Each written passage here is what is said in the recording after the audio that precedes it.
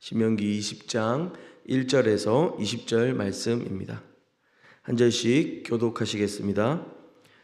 내가 나가서 적군과 싸우려 할 때에 말과 병거와 백성이 너보다 많음을 볼지라도 그들을 두려워하지 말라.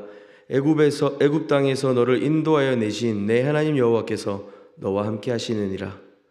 너희가 싸울 곳에 가까이 가면 제사장은 백성에게 고하여 그들에게 말하여 이르기를 이스라엘아 들으라.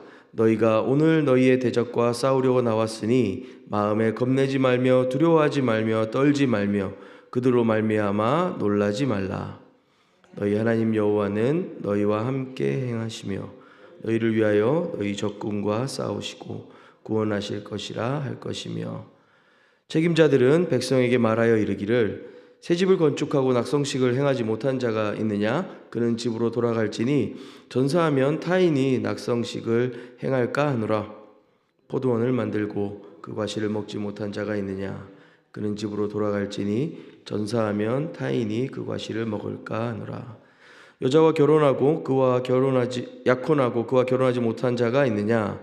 그는 집으로 돌아갈지니 전사하면 타인이 그를 데려갈까 하노라 하고 책임자들은 또 백성에게 말하여 이르기를 두려워서 마음이 허약한 자가 있느냐? 그는 집으로 돌아갈지니 그의 형제들의 마음도 그의 마음과 같이 낙심될까 하노라 하고 백성에게 이르기를 마친 후에 군대의 지휘관들을 세워 무리를 거느리게 할지니라. 네가 어떤 성읍으로 나아가서 치려할 때에는 그 성읍에 먼저 화평을 선언하라. 그 성읍이 만일 화평하기로 회답하고 너를 향하여 성문을 열거든 그 모든 주민들에게 내게 조공을 바치고 너를 섬기게 할 것이요 만일 너와 화평하기를 거부하고 너를 대적하여 싸우려 하거든 너는 그 성읍을 에워쌀 것이며 내 하나님 여호와께서 그 성읍을 내 손에 넘기시거든 너는 칼날로 그 안에 남자를 다 쳐 죽이고 너는 오직 여자들과 유아들과 가축들과 성읍 가운데 있는 모든 것을 너를 위하여 탈취물로 삼을 것이며 너는 내 하나님 여호와께서 내게 주신 적군에게서 빼앗은 것을 먹을지니라. 네가 내게서 멀리 떠난 성읍들 곧 이 민족들에게 속하지 아니한 성읍들에게는 이같이 행하려니와 오직 내 하나님 여호와께서 내게 기업으로 주시는 이 민족들의 성읍에서는 호흡 있는 자를 하나도 살리지 말지니 곧 헷 족속과 아모리 족속과 가나안 족속과 브리스 족속과 히위 족속과 여부스 족속을 네가 진멸하되 내 하나님 여호와께서 내게 명령하신 대로 하라. 이는 그들이 그 신들에게 행하는 모든 가증한 일을 너희에게 가르쳐 본받게 하여 너희가 너희의 하나님 여호와께 범죄하게 할까 함이라. 너희가 어떤 성읍을 오랫동안 에워싸고 그 성읍을 쳐서 점령하려 할 때에도 도끼를 둘러 그곳의 나무를 찍어내지 말라. 이는 너희가 먹을 것이 될 것임이니 찍지 말라. 들의 수목이 사람이냐? 너희가 어찌 그것을 에워싸겠느냐? 다만 과목이 아닌 수목은 찍어내어 너희와 싸우는 그 성읍을 치는 기구를 만들어 그 성읍을 함락시킬 때까지 쓸지니라. 아멘. 어린이 성경을 읽다 보면 재밌는 부분들이 참 많습니다. 그리고 되게 귀여운 사파들, 그리고 가끔은 따뜻한 내용과 교훈들이 있습니다. 종종 배추도사, 무도사 만화 영화에 나올 만한 교훈들이 있어서 반갑기도 합니다. 그런데 실제로 우리가 가진 성경의 이야기들 중에서는 어린 성경에 등장하기에 어려운 본문들이 참 많이 있습니다. 오늘도 그런 본문입니다. 전쟁, 살인 등. 그리고 하나님께서 그것을 방조하시거나 지시하시는 것 같은 장면들이 자주 등장합니다. 그래서 어떤 사람들은 미성년자들에게 성경을 읽히는 것은 위험하다라고 주장하기도 하죠. 오늘 본문을 처음 읽으실 때 어떤 기분이 드셨을까요? 구약이니까 전쟁 이야기가 나오겠지? 그리고 하나님의 심판을 받아 마땅한 저 죄인들, 저 이방인들은 이렇게 전쟁에 지게 되면 다 하나님께 진멸하라신 주의 명령에 순종해야겠지. 이런 결론을 가지시게 될까요? 분명히 전쟁에 대한 이야기를 하고 있습니다. 그러나 전쟁의 승리를 위한 어떤 전략서로 읽기에는 본문이 매우 허술합니다. 하나님은 지금 이스라엘에게 엄혹한 현실을 알려주시고 대적들의 어떤 대비 태세가 어떤지 보여주시며 전쟁에 이길 방법을 알려주신다고 보기에는 매우 어색합니다. 오히려 전쟁의 언어, 용어들, 전쟁 이야기를 하시면서 하나님 나라 백성들의 삶의 방식을 가르치시는 것 같습니다. 저명한 구약학자 고든 해남도 마찬가지고 고든 맥콤빌도 마찬가지고 다양한 학자들이 사실 이 전쟁 안에 하나님께서 어떻게 그 삶의 방식들, 하나님의 백성들이 살아가야 하는가를 가르치고 있다고 주장합니다. 또한 오늘 본문은 하나님께서 이스라엘 백성에게 주신 10계명 중 살인하지 말라 하신 이 명령을 어제와 함께 확장, 확대, 세부 설명을 하고 있다고 또 많은 학자들이 제안합니다. 19장에서 저희가 살펴본 것처럼 실수로 저지른 살인, 이것이 또 다른 복수와 피를 낳지 않도록 하나님은 도피성을 준비하셨습니다. 오늘 신명기 20장에서는 전쟁 중이라 할지라도 무분별하게 살인이나 그런 폭력들이 자행되는 것을 하나님이 기뻐하시는 것 같지는 않습니다. 오히려 하나님 사랑, 이웃 사랑의 그 언약의 기본 원리들이 어떻게 이들 가운데 드러날 것인가를 보여준다고 저는 좀 생각이 됩니다. 1절에서 4절 말씀을 좀 볼 텐데요. 1절에 보면 적군과 싸우려 할 때 말과 병거에 대한 언급이 나옵니다. 고대 근동 지역의 제국 그리고 그 나라 군대의 힘을 설명할 때 말의 숫자 그리고 이 병거의 숫자들을 말하곤 했습니다. 또한 이 백성이 너보다 많음을 볼지라도 그들을 두려워하지 말라. 사실 하나님은 전제하고 계시는 것이죠. 이스라엘이 상대할 적들은 이스라엘보다 훨씬 더 군사적으로 잘 무장되어 있고 훨씬 힘있고 전쟁에 능한 나라들일 거라고 말입니다. 그러나 출애굽기 15장 1절에 보면 내가 여호와를 찬송하리니 그는 높고 영화로우시며 말과 그 탄 자를 바다에 던지셨음이로다. 출애굽 시절을 떠올리게 합니다. 이 말과 병거라고 하는 단어 자체가요, 애국과 바로의 말과 병거가 이스라엘을 쫓아옵니다. 그러나 하나님께서는 그들을 바다에 던지셨죠. 이스라엘 백성들은 그것을 보았고 그것을 늘 기념했습니다. 오늘 지금 이 전쟁을 시작하시면서 하나님은 이스라엘에게 말씀하시는 겁니다. 너희가 맞닥뜨릴 삶의 현실과 이 전쟁의 실상은 너희가 이미 경험한 것과 같다. 그 전쟁의 승패는 말과 병거의 숫자에 있지 않고 백성의 많음에 있지 않다. 그것은 바로 나의 전쟁이기 때문에 그렇다. 1절 말미에 보시면 내 하나님 여호와께서 너와 함께 하시느니라 라고 하십니다. 그리고 4절에도 보면 너희 하나님 여호와는 너희와 함께 행하시며 라고 말씀하고 계시죠. 하나님 여호와께서 이스라엘과 함께 하시겠다고 하십니다. 1절에서는 인도하여 내기 위해 함께 하신다고 하셨고요. 4절에서는 구원하기 위해 함께 하시겠다고 말씀하셨습니다.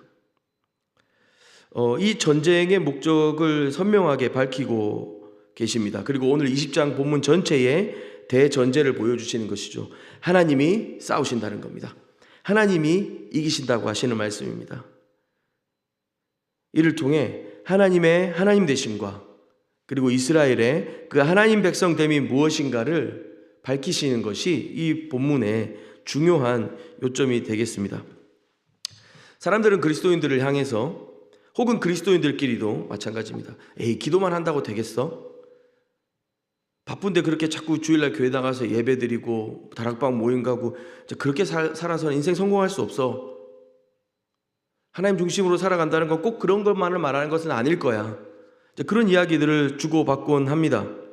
그러나 2절에 보십시오.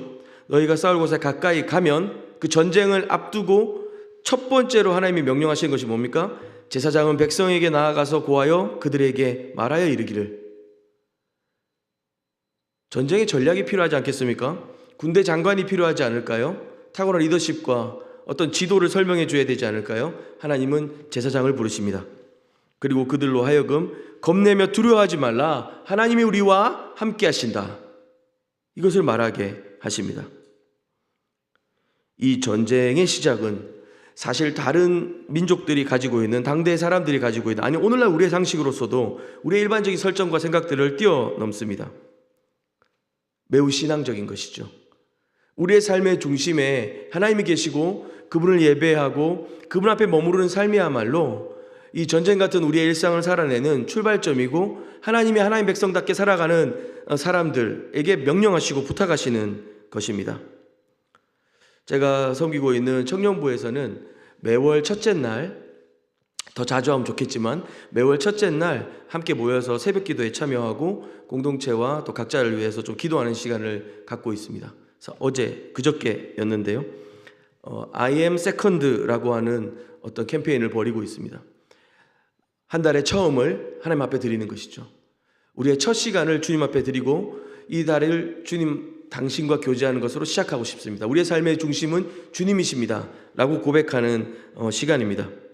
물론 꼭 새벽 시간이 아니어도 좋습니다. 그러나 상징적으로 우리의 삶의 중심, 우리의 삶의 시작은 주님이시라는 고백을 드리고 싶은 것입니다.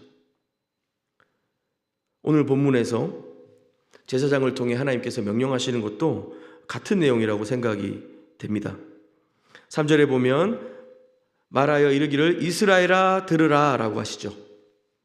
신명기에서는 매우 익숙한 말씀입니다. 특별히 4장 1절, 신명기 6장 4절에 보면 쉐마 이스라엘, 들으라 이스라엘아, 유일하신 너희 하나님의 음성을 들으라, 그런 말씀들이 반복되어 나옵니다. 오늘도 마찬가지입니다. 이스라엘에게 하나님 자신을 나타내시며 하나님이 요청하시고 요구하시는 이야기들이 등장합니다. 두려워하지 말고 겁내지 마라. 내가 너와 함께한다. 너를 구원하기 위해서 함께하겠다라고 말씀하십니다. 5절부터 또 한번 보도록 하겠습니다. 5절부터 9절 사이에는 그 전쟁에 참여하는 병사들이 면제되는 4가지 이유를 설명하고 있습니다. 서두에도 말씀드렸지만 매우 어색한 전쟁 전략입니다. 어떻게 하면 사람을 더 많이 모을까? 우리가 말과 병거와 장비가 없다면 쪽수라도 많아야 되지 않을까? 그런 생각하지 않습니다. 당대 사람들이 이기는 방식, 오늘날 현대인들이 승리, 성공이라고 말하는 방식과는 정반대로 가고 있습니다. 이길 생각이 없어 보입니다.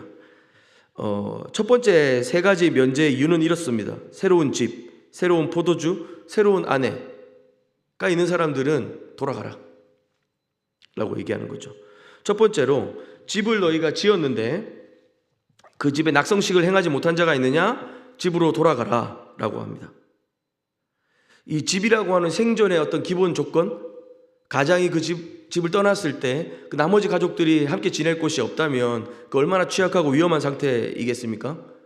하나님은 그런 사람들은 돌아가라고 얘기하시는 겁니다. 너희는 면제다, 돌아가라. 너의 삶을 돌보아라 라고 말씀하시는 거죠. 포도나무를 심고 포도원을 만들었는데 그 과실을 먹지 못한 자가 있느냐? 집으로 돌아가라. 이 노동의 결과, 결실들을 너희가 누리지 못하고 있느냐? 돌아가라. 돌아가라. 약혼을 하고도 결혼하지 못한 자가 있느냐? 돌아가라. 하나님은 지금 이 백성들로 하여금 삶의 가장 기본적이고 가장 일상적인 행복을 누리고 추구하는 데 있어서 그들에게 그 취약한 상태로 남겨두지 않기를 원하십니다. 돌아가라 라고 얘기하십니다. 그리고 8절에 보면 책임자들은 관리들이기도 하고 군인일 수도 있겠습니다. 또 백성에게 말하여 이르기를 두려워서 마음이 허약한 자가 있으면 돌아가라. 이유도 설명합니다. 형제들의 마음도 그의 마음과 같이 낙심될까 하노라. 이 4가지 면제 조건으로 백성들을 돌려보냅니다. 하나님은 승리를 위해 자기 백성들을 소비시키는 분이 아니십니다. 사실 군대가 있거나 전쟁에 참여할 수 있는 군사훈련이 되어 있는 상태가 아닙니다. 자신들의 일상을 살고 있는 사람들을 소집해서 이 전쟁을 준비하고 있는 것이죠. 첫 번째로 제게 들었던 생각은 이렇게 오합지졸들을 데리고 하나님이 무슨 전쟁을 하실 수 있을까라는 생각이었는데 그나마도 하나님은 돌려보내십니다. 교회를 향하여 사람들은 그렇게 말할 수 있겠습니다. 이 험한 세상에 그렇게 해서 살아남을 수 있겠어? 그렇게 물러 터져가지고 어떻게 이 세상을 이겨내려고 그래? 회사 같으면 그렇게 안 해. 참는 것도 한계가 있지. 이런 말들을 교회 안에서도 사실은 주고받습니다. 그러나 사실은 하나님의 말씀을 통해서 우리가 본다면 그것이 교회입니다. 오합지졸이고 준비되지 않은 것 같고 세상의 논리나 방식이나 성공 공식을 따르지 않지만 그들 안에는 하나님께서 돌보시고 하나님이 함께 하신 은혜가 있기 때문에 그런 선택들을 하는 것이죠. 또한 하나님은 너희의 일상의 중요성을 알아라고 말씀하시는 겁니다. 사실은 이 전쟁의 목적은 하나님의 어떤 신적 과시나 어떤 성취들을 위해서 하는 것이 아닙니다. 궁극적인 목적은 약속과 선물과 축복의 증거로 가나안 땅을 이스라엘 백성에게 주시는 것 아닙니까? 그 축복과 복을 누리지 못한 채로 그냥 죽어가는 사람들에 대해서 하나님은 안타까워 하십니다. 우리가 하나님을 믿고 신앙생활을 해가는 것이 주 안에서 참 평안과 안식을 누리며 그 하나님 나라를 꿈꾸고 그렇게 일상들을 살아가기 위해서인데, 하나님 그렇게 우리를 불러주셨는데 우리가 그렇게 소진되고 소비되고 주님의 이름으로 많은 것들을 교회 안에서 우리가 막 탕진해버리고 지쳐버리고 번아웃 된다면 그것은 하나님이 원하시는 것이 아닌 것이죠. 우리 일상에서도 마찬가지입니다. 우리가 살아가는데 필요한 재물과 우리의 삶의 필요들을 주님이 잘 아십니다. 주님이 모든 것을 더하시고 채우시는 분이십니다. 그런데 우리는 세상에서 더 많은 것을 원하고 세상이 원하고 요구하는 조건들을 따라가느라 정신이 없습니다. 하나님마저도 잃어버리죠. 하나님 원하시는 삶이 아닙니다. 오늘 본문이 대전제로 말하고 있는 것처럼 이 싸움은 하나님의 것입니다. 우리의 삶은 주님의 것입니다. 주님이 우리 가운데 함께 하시며 일하고 계십니다. 우리가 그분을 신뢰하고 의지하는 것은 우리의 신앙과 우리의 일상에 살아가는 삶의 대전제이며, 또 동시에 하나님은 우리가 그 싸움 안에 참 평안과 위로와 우리의 일상 가운데 주님과 만나고 누리고 우리의 그 행복과 그 기쁨들을 알아가기를 원하시는 것입니다. 그 전쟁에 희생되기를 원치 않으시는 것이죠. 우리를 전쟁 물자로 여기시지 않고 우리를 하나님의 사람, 하나님의 백성, 하나님의 사랑받기에 합당한 자로, 주님 주시는 복과 그 은혜를 누리기에 합당한 자로 부르셨기 때문에 그렇습니다. 20장 10절에서 18절 사이를 보면 이제야 제대로 된 전쟁 이야기가 나오는 것 같습니다. 가나안 족속들을 멸해야 된다라고 이야기하시죠. 악에 대한 심판을 말씀하십니다. 그러나 동시에 이스라엘로 하여금 우상 숭배와 혼합주의의 위협을 피하라고 하시는 말씀이기도 합니다. 고대 전쟁은 신들의 전쟁이었습니다. 그 백성들이 이기면 그들의 신이 이겼다고 말하는 것이었죠. 그러나 하나님은 그 어떤 경쟁 상대도 허락하지 않으십니다. 사실은 그들이, 이런 가나안 족속들이 믿고 있고 그들이 따르던 신이라고 하는 존재는 하나님 앞에서는 그냥 돌, 나무, 사람들이 깎아 만든 조각에 불과했을 것입니다. 그렇기 때문에 하나님은 이스라엘에게 말씀하십니다. 먼저 화평을 선언하라. 먼저 화평을 선언하라. 가능하면 협상을 통해서 평화를 말씀하십니다. 그리고 그들에게 봉신조약, 그러니까 조공을 바치고 이스라엘에게 복종하는 것을 요청하는 것 정도였습니다. 아모스 말씀이나 선지서들에 보면 이방 족속들이 이스라엘을 어떻게 대했는지를 볼 수가 있습니다. 철 타작기라고 불렀다고 합니다. 이스라엘 백성들을 타작기로 털듯이 탈탈탈 털었다는 말이죠. 그리고 그들을 다른 민족에게 팔아버리고 인신매매들을 행합니다. 잔혹하고 잔인하기 그지없었던 당대의 문화들을 하나님은 역전시키십니다. 가능하면 화평을 요청하고, 그리고 그들에게는 그들이 조공을 바치고 봉신조약을 맺는 것으로 충분하다라고 하시는 거죠. 불필요한 어떤 살인이나 폭력들을 미리 제한하시는 것입니다. 그러나 그 성읍들이 전쟁을 택한다면, 화평을 원하지 않고 전쟁을 택한다면 남성 전사들만 군사적 대상으로 삼아야 했습니다. 노약자들, 여인들은 그런 약탈의 대상이 되지 않았습니다. 하나님은 이렇게 전쟁을 대하셨습니다. 그럼에도 우리 현대인의 시각으로는 이 전쟁이란 것은 참 잔인하고 답답할 따름입니다. 어째서 주님은 이런 방법밖에 없었을까, 그런 생각이 들기도 하죠. 그러나 우리는 예수 그리스도를 알고 있습니다. 이방 민족들, 우상 숭배와 그리고 그 혼합주의의 위험 앞에서 이스라엘과 하나님을 저주하고 욕보이게 하였던 그 많은 이방 민족들까지도 예수님은 하나님의 자녀로 부르고 계십니다. 그 누구의 피도 요구하지 않으셨고 스스로 진멸되심으로 십자가에서 다 쏟으심으로 세상 모두에게 하나님과의 화평을 요구하시고 요청하십니다.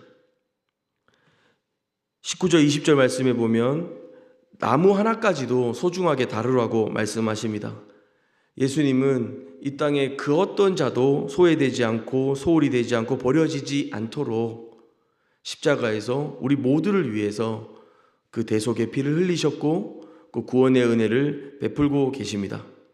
오늘 말씀을 통해서 우리가 본 것처럼 하나님은 폭력이나 전쟁을 조장하시고 이끄시는 분이 아니십니다. 하나님은 우리로 하여금 하나님이 어떤 분이신지 알아가고 그분의 은혜 가운데 살아가도록, 또한 그 화평과 그 안식을 증거하고 나눌 수 있도록 우리를 부르셨습니다. 주님의 그 삶의 원리들을 좀 따라가고 21세기를 살아가는 우리에게 예수님 그분이 보여주셨던 그 평화와 그 화평의 희생들을 생각하며 그 누구에게도 복수하지 않고 어떤 폭력과 세상의 방법도 정당화될 수 없다는 것을 우리가 기억하며 그 십자가의 은혜 가운데 오늘 하루 믿음으로 또 살아갈 수 있으면 좋겠습니다. 같이 기도하겠습니다. 사랑하는 주님, 말과 병거와 백성이 심히 많을지라도 하나님 우리와 함께 하시고 우리를 인도하시며 구원하신 사실을 믿고 신뢰하며 믿음으로 걸어가게 해 주시옵소서. 하나님, 이 땅의 전쟁 같은 우리의 일상들 속에 하나님 우리가 낙심하거나 낙담하지 않고 하나님 믿음으로 우리의 매일매일을 살아갈 수 있도록 은혜 주신 것을 감사합니다. 예수님, 당신의 십자가의 사랑을 기억하며 우리를 화평의 대사로 또 주님이 허락하신 그 은혜의 증거로 불러주셨는데 주님, 그 사실을 믿고 오늘 하루 우리가 풍성하게 주님과 동행하며 누린 자들 되게 하여 주시옵소서. 감사합니다. 예수님 이름으로 기도합니다. 아멘. 우리 두 가지 기도 제목으로 주님께 좀 나아갈 텐데요.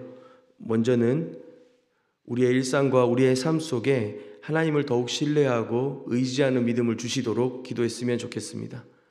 때로는 우리가 우리의 힘과 능력으로 잘 되지 않고 우리의 계산과 어긋난 일들을 맞닥뜨릴 때에도 두려워하지 않고 겁내지 않고 하나님을 신뢰하며 의지하는 하루 될 수 있도록 기도했으면 좋겠습니다. 또 이어서 기도할 때 예수님께서 스스로 그 누구의 피도 요구하지 않으시고 십자가에 물과 피를 다 쏟으시며 그 은혜와 사랑으로 모든 백성들을 부르고 계십니다. 우리가 오늘 하루 만나고 또 함께하는 가족들, 이웃들, 주변 사람들, 직장과 일터에서 하나님의 그 사랑과 은혜를 증거하는 자들 되었으면 좋겠습니다. 그 평화의 대사로, 그 화평의 대사로 살아갈 수 있도록 주님께 은혜를 구하며 함께 기도하신 후에 개인적으로 기도하며 주님께 나가도록 하겠습니다.